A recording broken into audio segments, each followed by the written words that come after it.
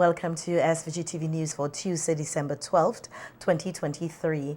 I am Rochelle Batiste with the details. While Caribbean islands rush to develop tourism economies, St. Vincent and Grenadines Minister of Tourism, Civil Aviation, Sustainable Development and Culture, Carlos James, has cautioned that carbon emissions from travel and tourism is forecasted to increase by 25% in 2030. Minister James made the point while delivering a keynote address at the Climate Action Zone on the margins of the United Nations Framework Convention on Climate Change, the 28th Conference of Parties held in Dubai in the United Arab Emirates last week. Our islands race to develop into tourism economies. This must be done in a sustainable way and an environmentally friendly way. And these are some of the measures that we ought to look at. One of the important things I want to mention here is that while the Sustainable Development Goals, we agree that there are indirect links to tourism and the SDGs. The UNWTO also promotes that narrative. But there has to be a greater carve-out that connects directly tourism as a direct source of income for developing states and small island territories, linking it to our sustainable development agenda. Take, for instance, how do we move persons to islands? Airlift. Airlift and Atlantic flights using sustainable aviation fuel gives an impressive reduction of up to 80% in carbon emissions over a life cycle of the fuel compared to traditional jet fuel, which it replaces. How much of the civil aviation industry is focusing on moving faster and quicker to the transition to sustainable aviation fuel? These are some of the questions we have to ask. Mandatory requirements for the cruise industry to move faster towards transitional biofuel and later zero-emission engines. What is the investment uptake for the cruise industry in moving robustly to transitioning to biofuel and zero-emission engines? Is the investment sharp and fast enough? These are the two main modes of transportation for having persons come to islands. And we have to look at how, firstly, we can address those issues of carbon emissions by travel within the tourism industry. Minister James said modern ports of entry must include solar and geothermal energy as part of the sustainable tourism product. He further cautioned that small island nations should consider the risks of over-commercializing their tourism product to include tighter building codes for coastlines and the use of renewable energy. If we're not investing in renewables, the high energy consumption at ports is a contributing factor to what we see as a high rise in carbon emissions. We have to be able to accommodate not just vessels and aircraft that are using transitionary fuel, but also these ports of entry must also reflect that in promoting a more sustainable and environmentally friendly way of using energy. Building codes for hotels and accommodation that limits high-rise buildings. Particular attention to mandatory requirements for hotel developments to include at least 50 to 100% of energy to be derived from renewables.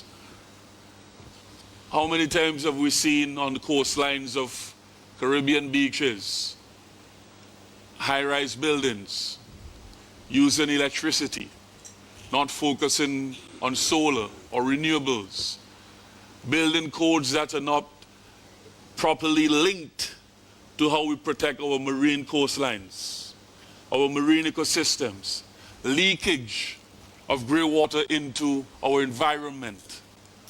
All of these things have an impact, an adverse impact on our environment, and we have to look at how we can develop sustainably in putting all of these policy and measures in place. The tourism minister said promoting ecotourism best practices by moving from mass tourism to having greater focus on how to invite persons, reduce carbon footprint while having sufficient number of persons to enjoy the ecotourism built out. Promoting the build out of protected areas and marine parks. In St. Vincent and the Grenadines, we have one of the, perhaps in the Southern Caribbean, a marine park. We also have protected areas in which we focus on our ecosystem. And there are the Caribbean islands that has that focus and moving into that direction. But we have to do so in a much more aggressive way to ensure we protect our environment. Banning of certain chemical substances in sunblocks to reduce coral bleaching. A sustainable tax on visitors who use our island resources, in addition to tax captured on visitor expenditure. Limiting our carbon footprint to some of our islands, for those of us who have multi-island states. And of course, reducing leakage, reduction of imports, and promoting local consumption.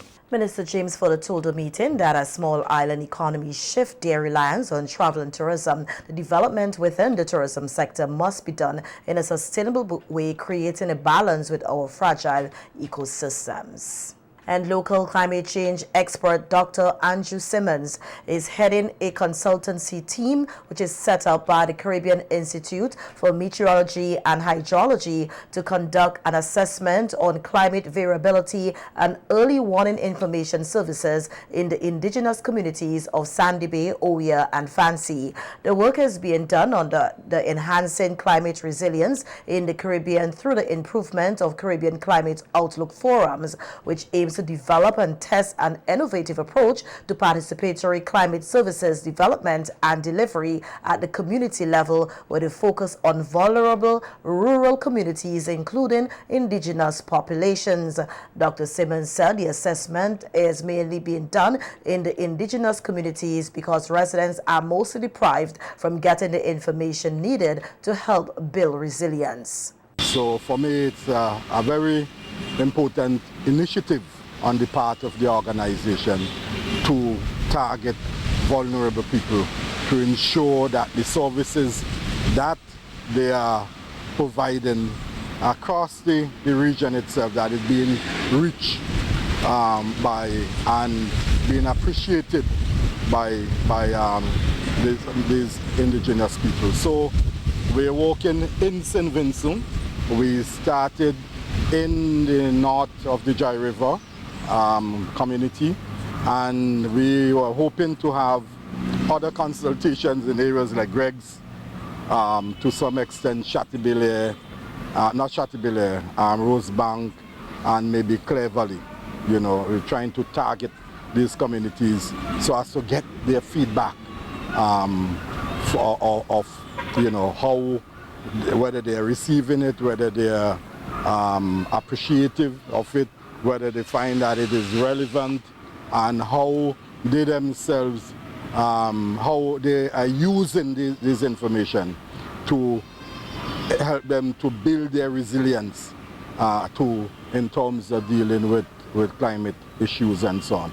Dr. Simmons says 2 meetings were held last week at the Sandy Bay Seventh-day Adventist Church, and the response from the people was extremely receptive. I think I was, well, I can't say that I was surprised in a sense, but the positive response that coming out from people, how they access this information, and a number of them said, look, I go on I check the apps, say, wow, you guys good.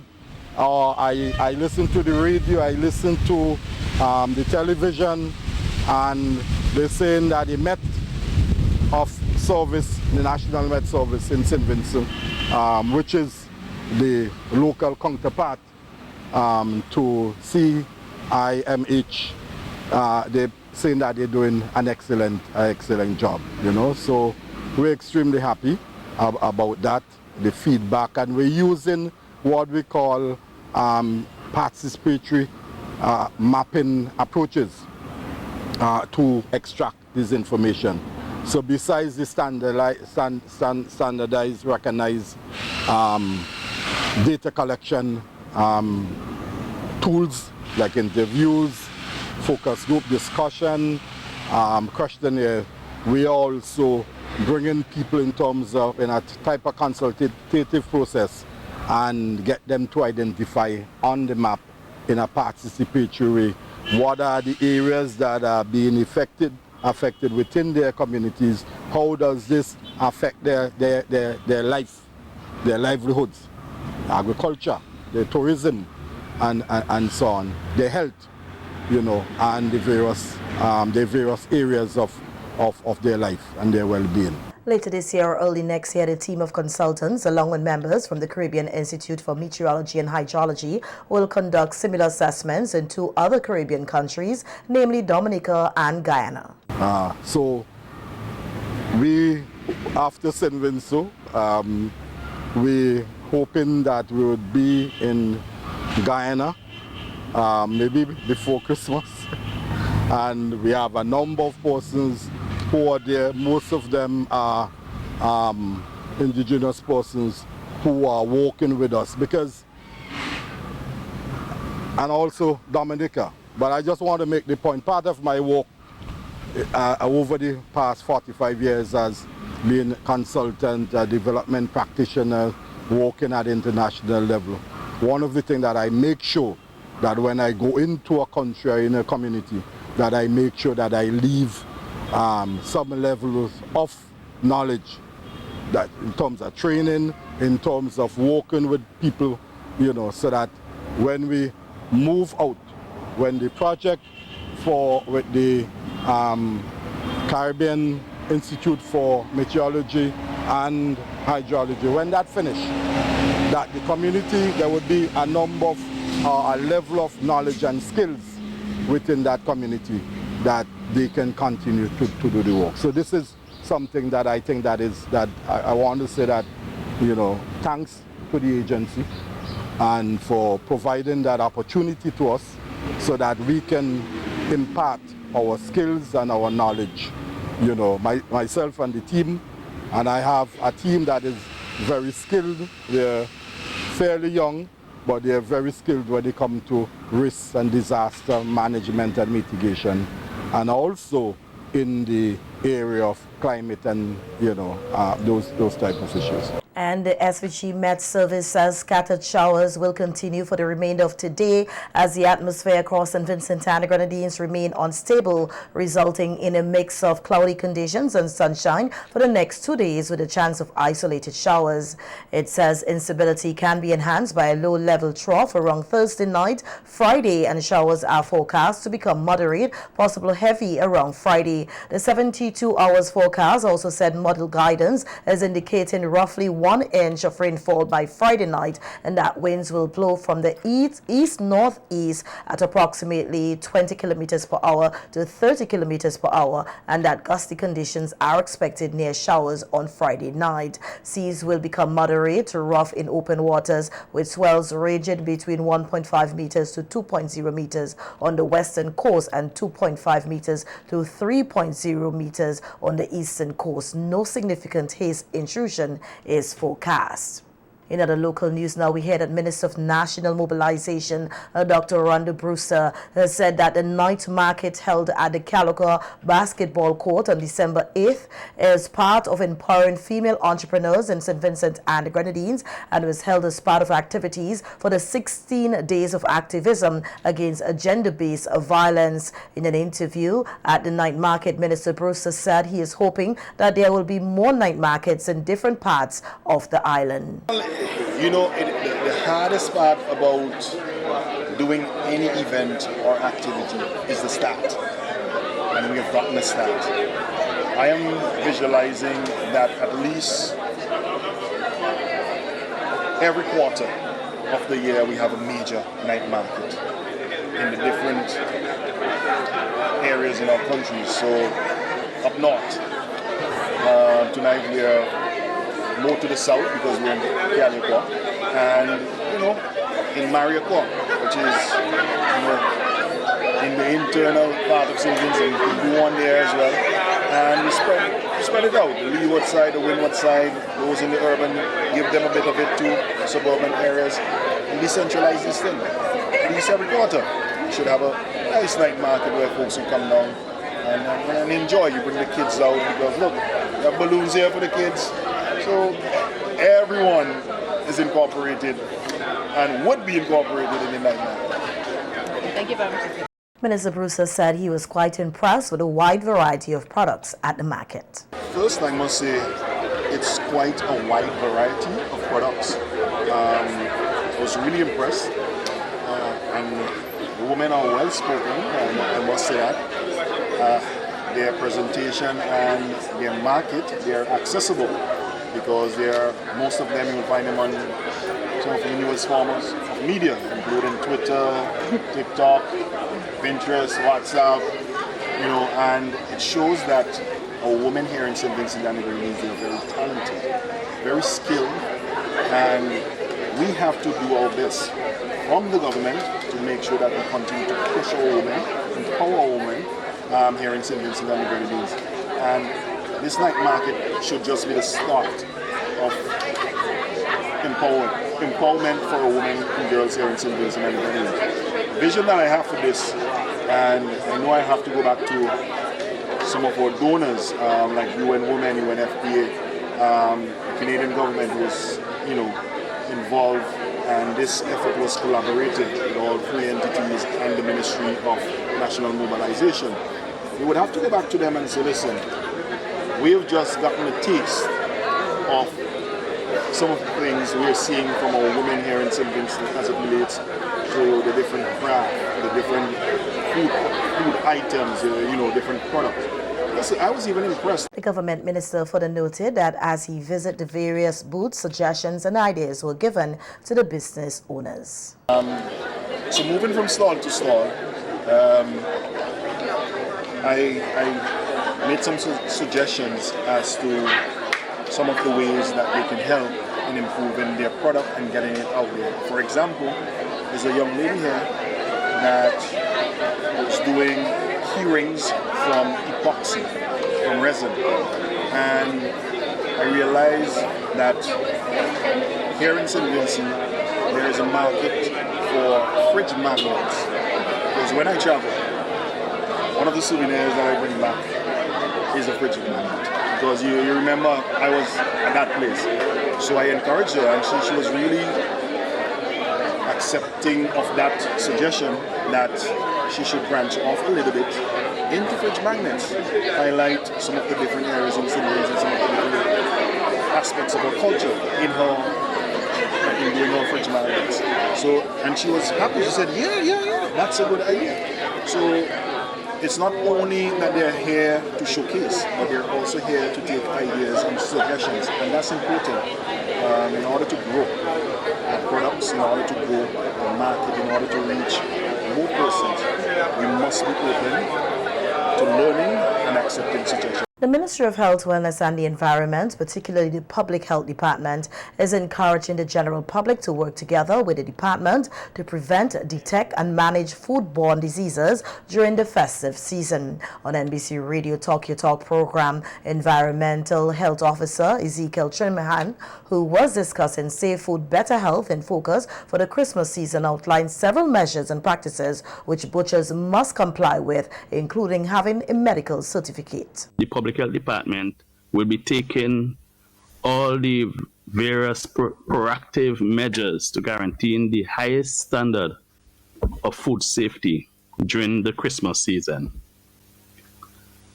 So there is some measures and some practices that we are looking forward to from the butchers this season. There are certain preparation that the butchers will have to do before even they get to the slaughtering of animal.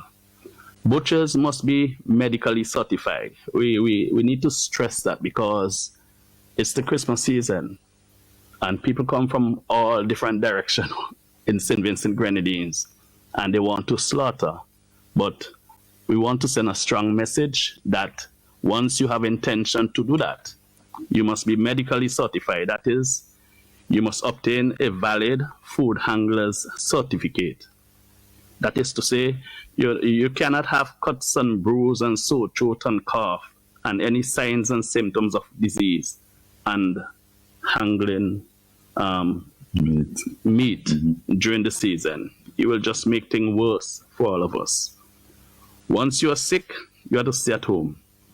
And secondly, in preparation, they have to be registered at the public health department at the earliest time possible.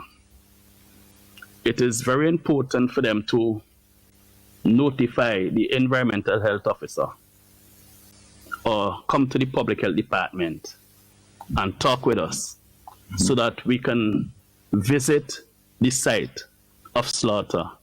And as we go further into our talk this morning, a couple of things will come out about a hygienic condition that we are looking for. On the matter of storage, Chinim Hansel, the importance of meat inspection is to prevent and detect public health hazards, including foodborne pathogens and chemical contaminants. Time and temperature abuse, as we call it, is extremely critical. And if you look through some records, you will find out that the time and temperature abuse is one of the major causes for food poisoning globally. Secondly, you have poor personal hygiene practices. This also contributes tremendously to foodborne illnesses, and the records are there. The site, in most cases, is not acceptable. It's not a hygienic, don't have the hygienic condition to keep the meat safe. And you may have them slaughtering on the ground and just throw some bush on the ground and put the meat. I've seen that. It has to be hanging. It has to be hanging. They may use a tree just to with a rope to just hang up the meat on a tree from its feet. From its feet. And when you look at the ecology of the particular area, you have different animal vying and interacting to survive, and they have different organisms on the bodies, and they also defecate and they urinate, and by using the meat, slaughtering the animal in that condition could give rise to allow you to render the meat unsafe for human consumption. An inmate at His Majesty's prison, George Franklin, is pleading with young men across St. Vincent and the Grenadines to stay away from a life of crime so that their parents would not bury them at a young age.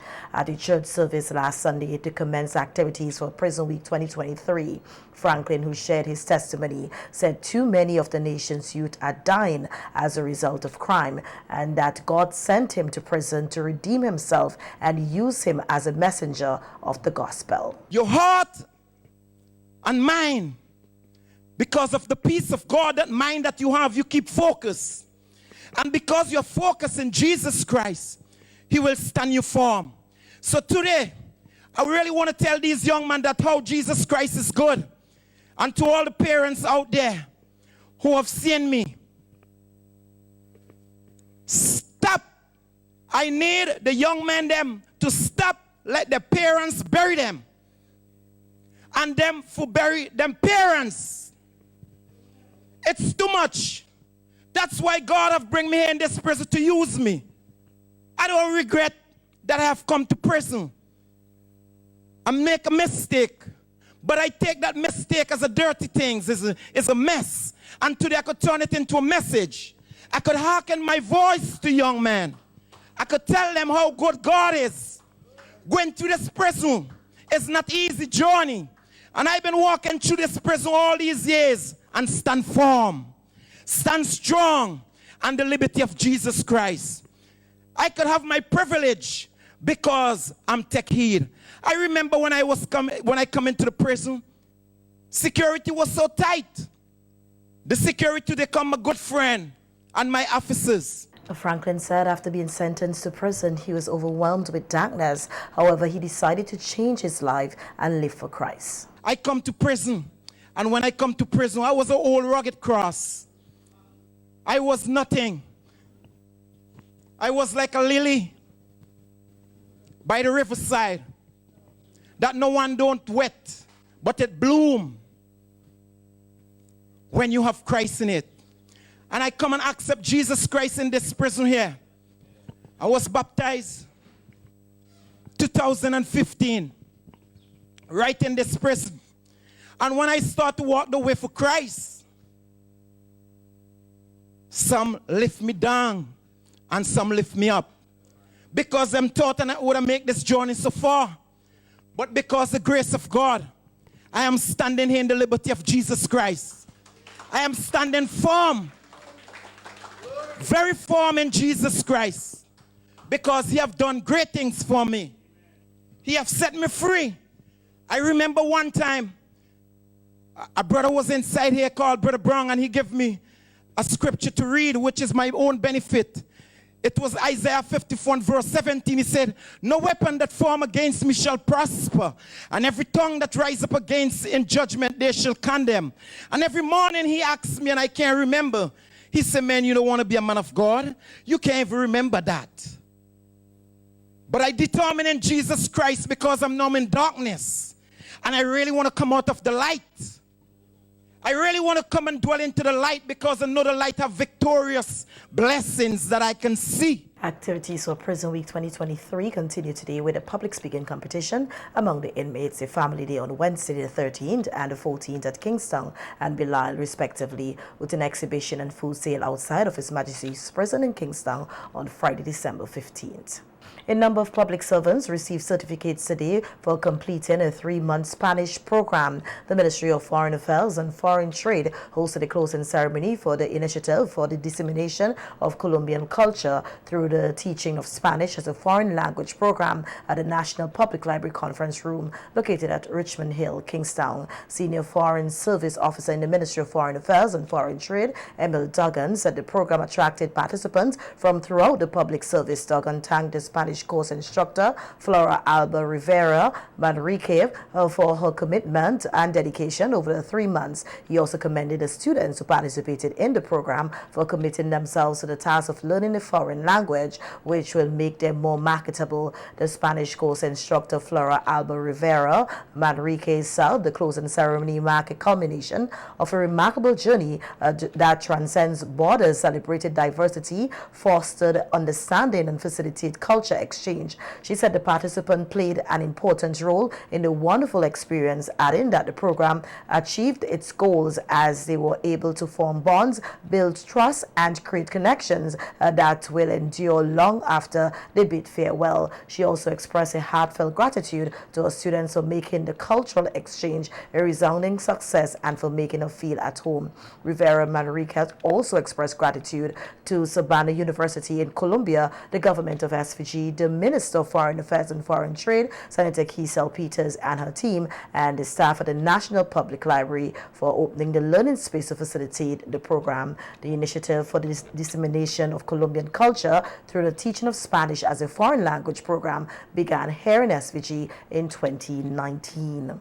The Ministry of Education and National Reconciliation will host the grand finale of the Primary Schools Christmas Festival tomorrow, Wednesday, December 13, 2023. The grand finale will take place from 9 a.m. at the Faith Temple Church in New Montrose and will feature a display of talent, including dance, drama, choral speech, and instrumental renditions. Over 20 primary schools are expected to take part in the showcase. Following the performances, the schools with the most outstanding instrumental, choral, speech, or drama, dance, and original choral will be announced, as well as the school with the best rendition of the test piece. The Ministry of Education Media Unit says this year the piece of music that was performed as a standard to test the musical abilities of the choirs was Hark the Herald Angels Sing, a traditional Christmas carol which speaks of the good news of the Savior's birth.